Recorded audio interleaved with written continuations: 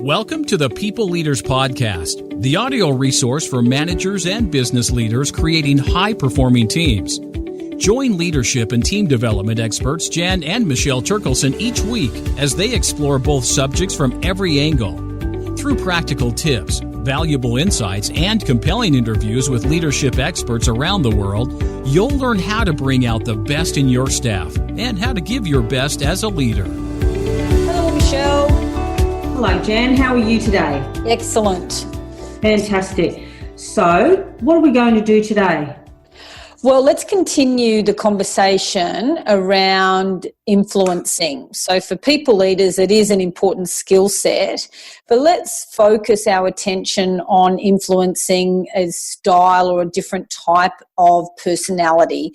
And the personality style that we're going to focus our attention on is going to be feelers. So if we want to influence someone who we think has a predominant decision-making style as a feeler, how could we message our communication to be able to influence the outcome? For a win-win. This isn't about manipulation. This is just about making sure that our message is being delivered in a way that someone is going to hear it. So what do we mean by feelers, Michelle? Yeah, so when we're talking about feelers, we're talking about the predominant psychological type or preference that will make a decision based on their feelings. So they prefer to make decisions based around people and values and seeking harmony, and they're often sort of described as being like very empathetic people and accepting and will go along with other people for the sake of keeping group harmony. There are some brief descriptions. Yeah, and they prefer, support and encouragement often. They like the personal connection with co-workers, which would be the opposite for thinkers, which is about the task for them. Yeah, and the other thing that we'd say about people with a preference for feeling is that they really do bring out their best working in a harmonious environment. The opposite types can work with dysfunction, and I think that's really important for a manager to be aware of, is that if you have feeling types in your team and in your organisation and there is disharmony, you are definitely not going to get the best out of them until you resolve that. Right. So you really just answered that question, who needs to know this? Yeah, that's good. So why do you think it is important to know? Well, because if you want to expand your repertoire as a manager, it is important to know that there are other styles and options and approaches available to you to use in the right circumstances. Yeah, so I suppose it's not just about you being you and just being a habitual way of operating. It is around that expansion and growth, isn't it? So why don't you think they know it already or do it already, Michelle? Because we know, diversity is important and you have to meet people where they are, but why do you think people aren't doing it? Like a lot of things, it's just awareness.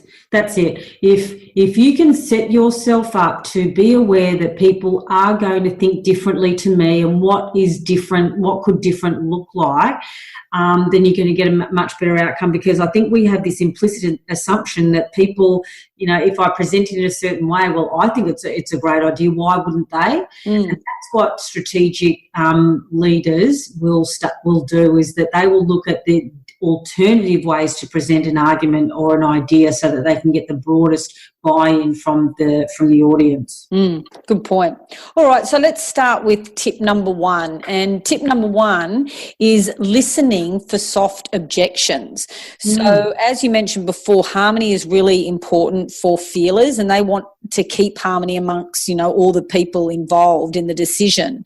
And sometimes when feelers are unsure, they understate their position in order to keep group, cohesion and harmony. So it's important to listen closely for hesitancies or, cushioning terms, softening objections that may indicate more dislike of an option than they are really comfortable communicating openly in the group. No, very good point, Jen. All right, tip 2. Tip 2 is really about understanding the impact that this would, or this decision that you want them to make will have on people, because these are the people, and they feel very deeply about the impact that a decision will have on people, and that is front and centre in their mind. So it needs to be front and centre, or you need to have considered it if you are trying to influence them.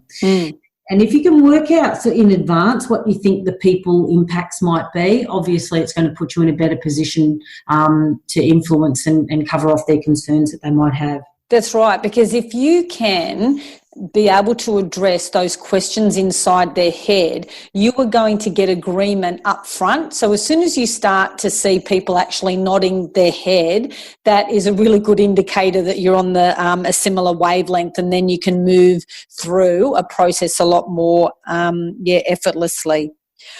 Okay, so tip number 3 is around values. So feelers are value driven, and so it's really important for you going in to understand what their not negotiables are, or what their line in the sand is.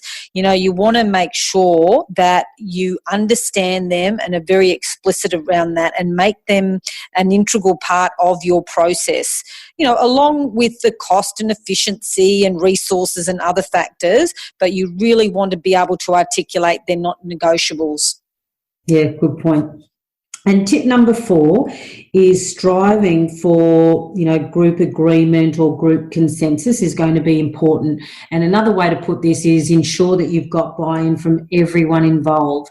Now, if you have a group of, thinkers and feelers and you're not quite sure what they are, one strategy is to just make sure and go around the room and give everybody the opportunity for their input, and seek input from everybody, so that you, but before you close everything off. Because with people who have a preference for feeling, as you said quite rightly before, Jen, because they want harmony so much, they may not be prepared to really share their concerns. So it is worth targeting each and every person to make sure that you have given them the opportunity to voice their concerns. Okay, so tip number 5 is be personable and empathetic. And I know this seems such a basic tip, but it really is important, because for feelers, they are after this connection and consensus and collaboration. So using inclusive language like we, our, us is going to bring them on board. And, taking the time to get to know them and developing rapport, because social interaction for feelers is an important priority for them, an important value for them. That's right. And for people with preference for feeling, they like appreciation. They like when you show them, validation for a well thought out argument. And that can go a long way when they know that they have been heard by acknowledging or appreciating their idea. Yeah. Okay. All right. So an example of someone applying this, in a decision-making process, there are a lot of examples at work where we have to influence decisions. And it's not just in how we're going to distribute the work, the processes that we use, how we're going to work as a team. There are many ways that we are going to have to influence a group outcome, isn't it, Michelle? Yeah, absolutely. And if you can take into account that there are people of a different type to you, then you're going to strive to getting that consensus so much more quickly. Yeah. All right. So let's go. So let's just reiterate some of the tips. So summarising, listening for the soft objections, understand the impact that this decision will have on people. Yeah, their values are very important, and so you need to be aware of those. Striving for some form of group agreement or consensus. That's right, and be personable and empathetic. That's right. And if there was a micro tip, Jan, it might be around some of the subtleties, and you did mention it before, and it's almost like they really dislike letting people down or telling people unpleasant things. And so if they do object, they might even avoid, going along with you. So just be aware and pick up some of those subtle signs, and it may be a pre or post meeting with them to even out some of their concerns might be worthwhile, because you may not get it in a group setting because they dislike the, and even avoid the unpleasant telling of people things. Yeah. So, our call to action for people is to start to just notice, and this isn't, we're advocating typing people. This is really around the responsibility of the people leader to expand their repertoire. So no matter who comes into the room, they are communicating in a way that has that breadth and depth. Good point. So pick, one tip that we've offered and just bring a little bit more focus and awareness into your behavioural style around that, and you'll be surprised at what opens up for you. Great point, Jen. Yes, and let us know how you go with it. We're really interested in feedback. When you do send it, it makes our day. So keep in contact. Okay. Ciao. Okay, bye. We hope you enjoyed today's episode of the People Leaders Podcast. For show notes and other resources, please visit us at peopleleaderspodcast.com. While you're there, you can subscribe for future episodes so you can continue your own leadership journey. And please be sure to share this and other episodes with your friends and colleagues. The People Leaders Podcast is brought to you by the Experts on Air Podcast Network.